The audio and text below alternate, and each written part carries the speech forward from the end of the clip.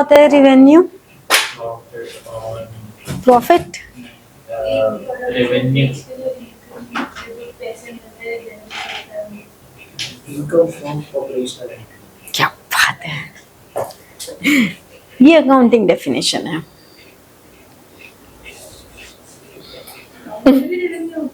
हाँ, अकाउंट्स तो खेल ही रेवेन्यू का है।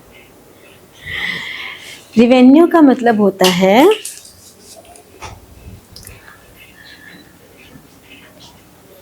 टोटल कलेक्शन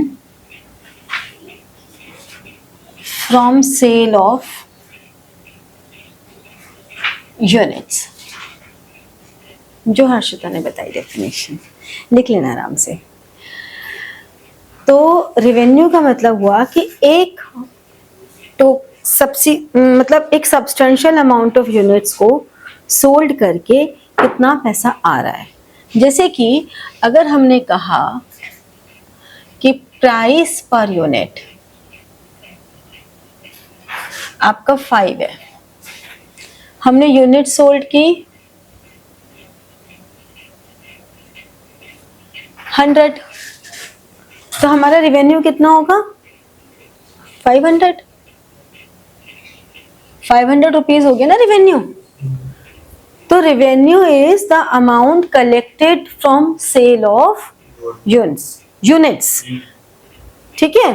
जो टोटल अमाउंट कलेक्ट हो रहा है by sale of units, that is called revenue, ठीक है। तो यहाँ पे 500 हो गया, इसे हम कहेंगे टोटल रेवेन्यू। तो टोटल रेवेन्यू का मतलब क्या हुआ कि टोटल कितना अमाउंट हमने कलेक्ट किया है बाय सेल ऑफ यूनिट्स, ठीक है। एवरेज रेवेन्यू क्या होता है फिर?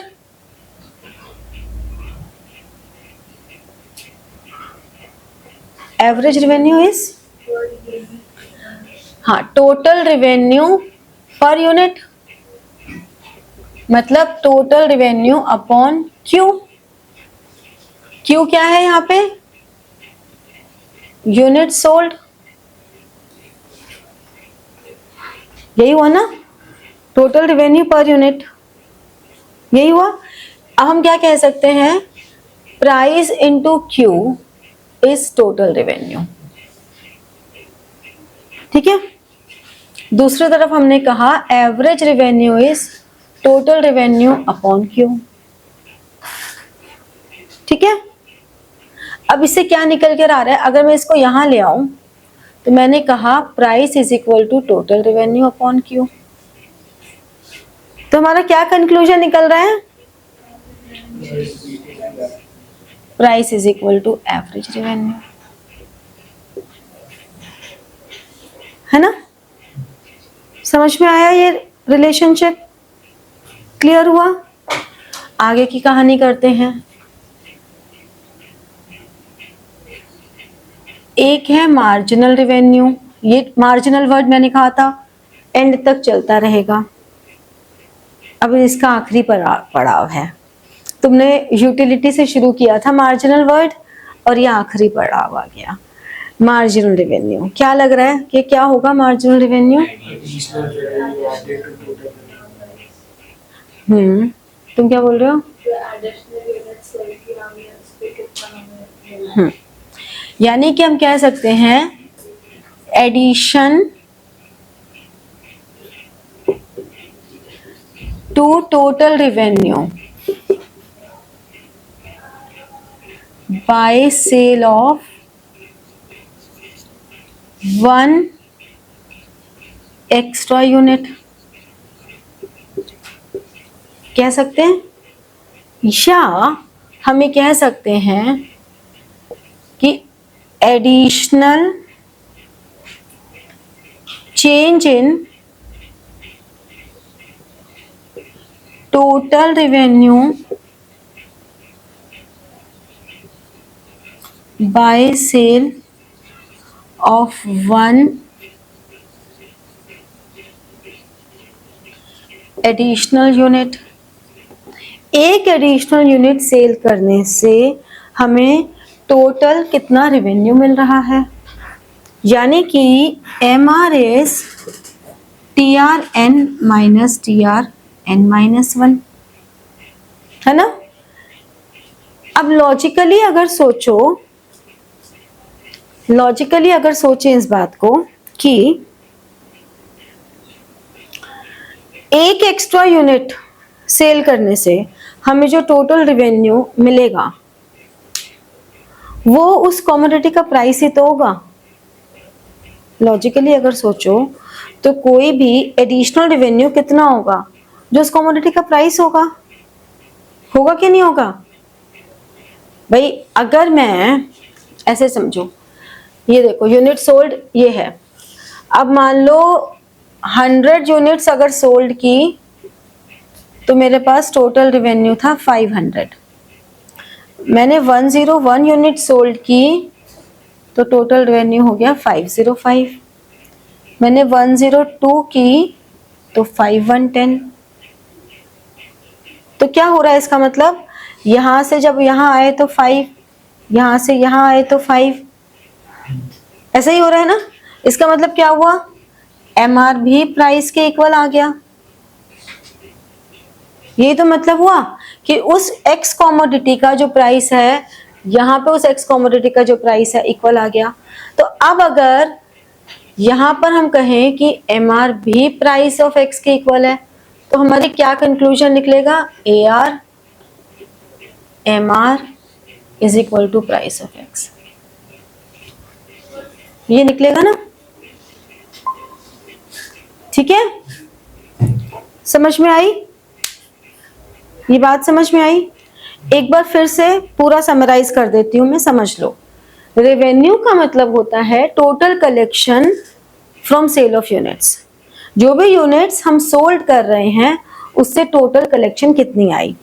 तो यानी कि price into Q is total unit, total revenue. ये price into Q is total revenue, ठीक है। Average revenue is total revenue per unit, यानी कि टोटल रेवेन्यू को हमने क्यू से डिवाइड कर दिया। इधर भी हम जाएंगे क्यू से डिवाइड करेंगे तो प्राइस आएगा। तो इस मैथमेटिकल इक्वेशन के थ्रू हमें समझ में आ गया कि प्राइस और एवरेज रेवेन्यू इक्वल है। समझे। फिर हमने दूसरा कॉन्सेप्ट कहा मार्जिनल रेवेन्यू।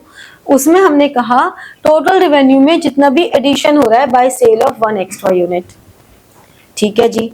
तो हमारे पास यानी कि टोटल रेवेन्यू में कितना चेंज आ रहा है by sale of 1 additional unit, वो हमारा मार्जिनल रेवेन्यू हो गया। तो वो अल्टीमेटली मार्जिनल रेवेन्यू भी प्राइस के इक्वल होगा। जैसे कि 100 यूनिट्स पे 500 हुआ, 101 पे 505 होगा टोटल रेवेन्यू, 102 पे 510 होगा टोटल रेवेन्यू। तो हर बार 5 रुपए बढ़ रहे हैं तो प्राइस ही तो हुआ, लॉजिकली देखो तो ये हमारे 3 कॉन्सेप्ट्स रेवेन्यू में सबसे पहले आते हैं। बहुत ही छोटा सा चैप्टर है रेवेन्यू आपका, समझ में आया? आया? चलो इसे नोट डाउन करो, उसके बाद हम आगे बढ़ते हैं।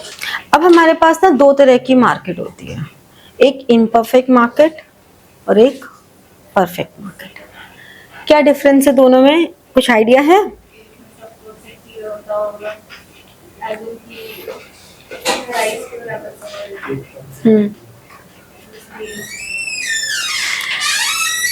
ये वो मार्केट है जहां पे जितने भी गुड्स हैं वो परफेक्ट सब्स्टिट्यूट्स हैं। ये परफेक्ट सब्स्टिट्यूट्स हैं, ठीक है, यानी कि होमोजेनियस गुड्स हैं।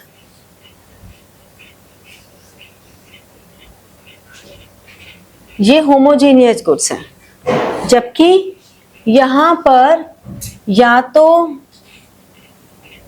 मोनोपोली है या फिर मोनोपोलिस्टिक कंपटीशन है। ये 2 मार्केट फॉर्म्स हैं, बहुत सारी हैं, लेकिन हम लोगों को क्योंकि बहुत डीप में नहीं है मार्केट फॉर्म्स का चैप्टर, इसलिए हम लोग इतना डिटेल में इनके नहीं जाएंगे। हमारे पास या तो परफेक्ट कंपटीशन है या इम्परफेक्ट कंपटीशन है। परफेक्ट कंपटीशन में परफेक्ट सब्स्टिट्यूट्स अवेलेबल हैं और हमारे सिलेबस में परफेक्ट कंपटीशन ही डिटेल में है भी, इम्परफेक्ट है नहीं ज़्यादा। सिर्फ इतना समझने के लिए है कि रेवेन्यू कर्व जितने भी होते हैं उन सबका बिहेवियर यहाँ पे चेंज होता है। कैसे होता है? यहाँ पे मोनोपोली में तो सिंगल प्रोड्यूसर है, जबकि यहाँ पर हेट्रोजेनियस गुड्स है। हेट्रोजेनियस मतलब थोड़े थोड़े अलग होते हैं, जेनेरिक सेम होता है लेकिन वैसे वो थोड़े थोड़े अलग होते हैं। जैसे कि आपका, हाँ, फीचर्स थोड़े, जैसे कि आपका एक ऑरेंज ड्रिंक है, एक फैंटा भी है और रसना भी है तो सब ऑरेंज ड्रिंक ही। या शैम्पू देख लो, सनसिल्क भी है, कौन सा है, पैंटीन, और पता नहीं कितने कितने सारे तरह के आते हैं भाई, बहुत ही आते हैं। तो बात ये है कि इतने सारे चीजें हैं, ये सब हेट्रोजेनियस हैं। तो यहाँ पर टोटल रेवेन्यू कर्व ऐसे होता है, जैसे जैसे आउटपुट बढ़ेगा वैसे वैसे हमारा यहाँ पे रेवेन्यू बढ़ता चला जाएगा। यानी कि जब जीरो आउटपुट है तो जीरो रेवेन्यू, और जैसे जैसे आउटपुट बढ़ेगा हमारा रेवेन्यू बढ़ता जाएगा। और यहाँ पर ये फिक्स प्राइस है, यही प्राइस है, यही AR है और यही MR है।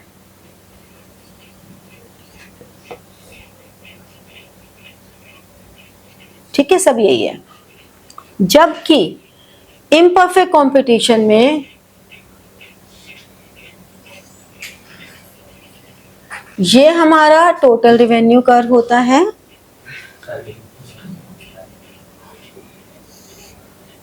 और ये AR, और इसके जस्ट हाफ में ये MR। ठीक है, ये हमारा AR कर्व है जिसे हम डिमांड कर्व भी कहते हैं। ठीक है, ये डिमांड कर्व भी है। तो ये रेवेन्यू कर्व्स का बिहेवियर दोनों में चेंज होता है। समझ में आया कि जब हम परफेक्ट कंपटीशन की बात कर रहे हैं तो हमारा रेवेन्यू कर्व ऐसे होता है, और जबकि हम इम्परफेक्ट कंपटीशन में ऐसा होता है। समझ में आया? ये क्लियर हो गया? अब बात आती है कि हमने कॉस्ट भी पढ़ लिया, हमने रेवेन्यू भी पढ़ लिया। अब हमारे पास नेक्स्ट जो इन दोनों को मिला के बात आता है वो है प्रोड्यूसर्स इक्विलिब्रियम।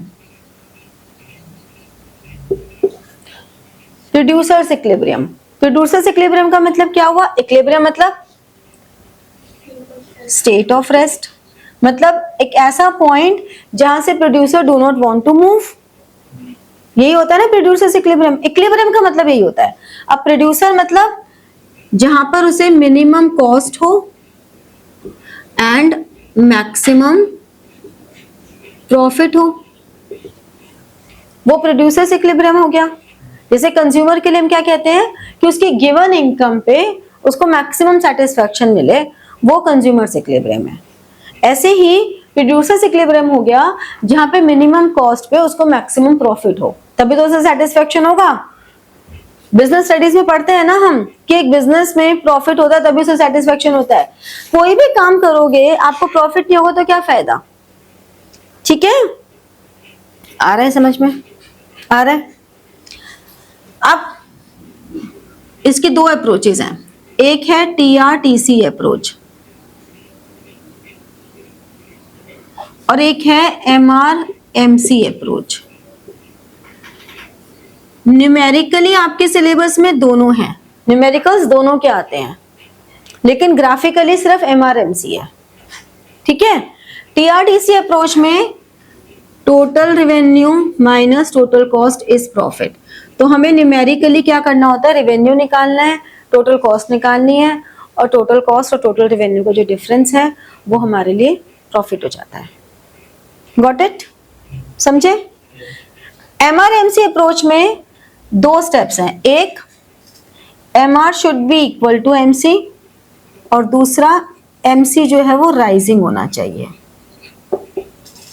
यानी कि अगर मैं इसी डायग्राम की बात करूं तो ये हमारे पास MR है, AR है और P है।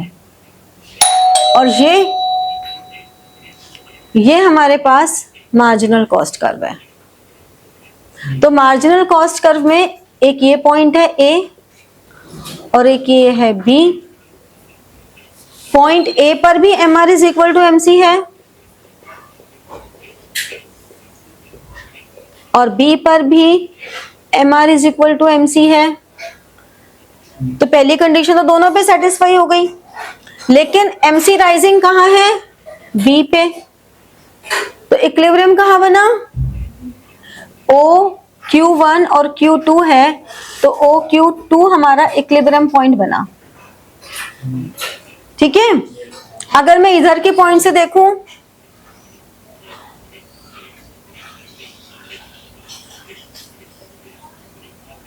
ये MR, तो ये MC, ये आ गया सेम कि MR must be equal to, sorry, अगर मैं इस वाले पॉइंट ऑफ व्यू से देखूं तो ये AR और इसका हाफ MR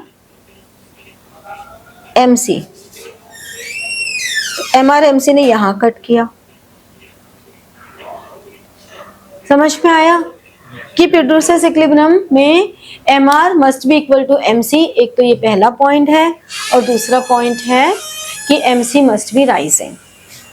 ठीक है। नॉर्मली प्रोड्यूसर्स इक्विलिब्रियम का या तो MR NC अप्रोच का डायग्राम का क्वेश्चन आता है या न्यूमेरिकल्स ही आते हैं। ये मान के चलो आपका माइक्रो इकोनॉमिक्स में आपका 40 नंबर का जो एग्जाम होता है, उस 40 नंबर में से आराम से आपके 10-15 नंबर तक के न्यूमेरिकल्स होते हैं। MCQs में भी काफी न्यूमेरिकल होते हैं एंड माइक्रो के न्यूमेरिकल्स बहुत आसान भी हैं। ठीक है। सब में सेम पैटर्न चल रहा है। मैंने इसीलिए आप लोगों को ये चैप्टर करवा दिया आज ही, क्योंकि सेम पैटर्न चल रहा है। आपको एक आएगा तो दूसरा भी आ जाएगा। ठीक है। तो अब ये नोट डाउन कर लो पहले, तो सारा पहले करो फिर बताती हूँ आगे की बात। MR क्या होता है? TRN-1। तो यहाँ पे हम TR कैसे निकालेंगे? ये तो 10 ही रहेगा। ठीक है ना। जैसे जैसे प्राइस कम होता जा रहा है हमारा रेवेन्यू बढ़ता जा रहा है। आउटपुट कैसे निकलेगा? एक बार TR निकल जाएगा तो आउटपुट भी निकल जाएगा। तो अब 10 + 4 14 15 12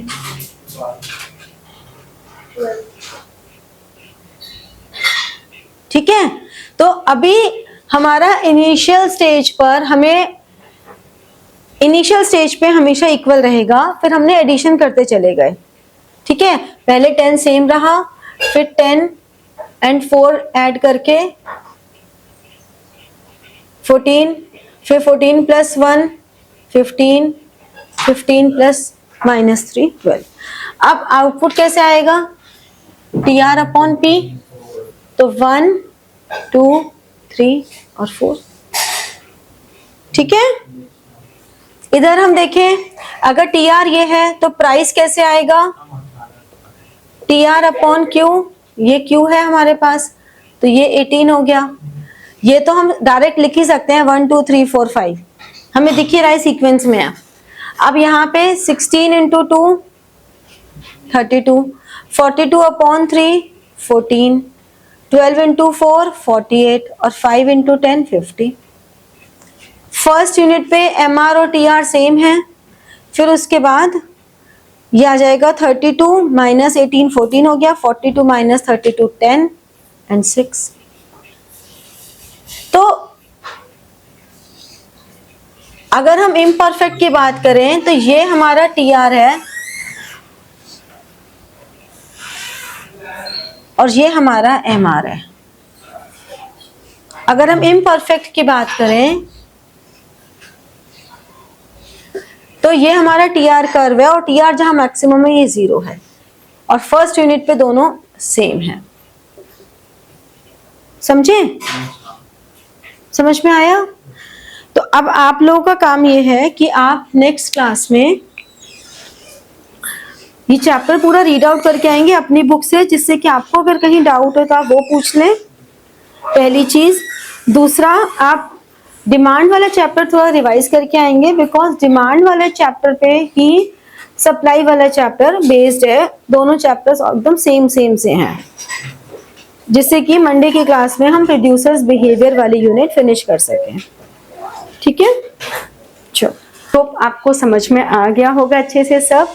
सो share, subscribe and comment in the comment box, and good luck to all of you, and press the bell button for further notifications. ठीक है, thank you.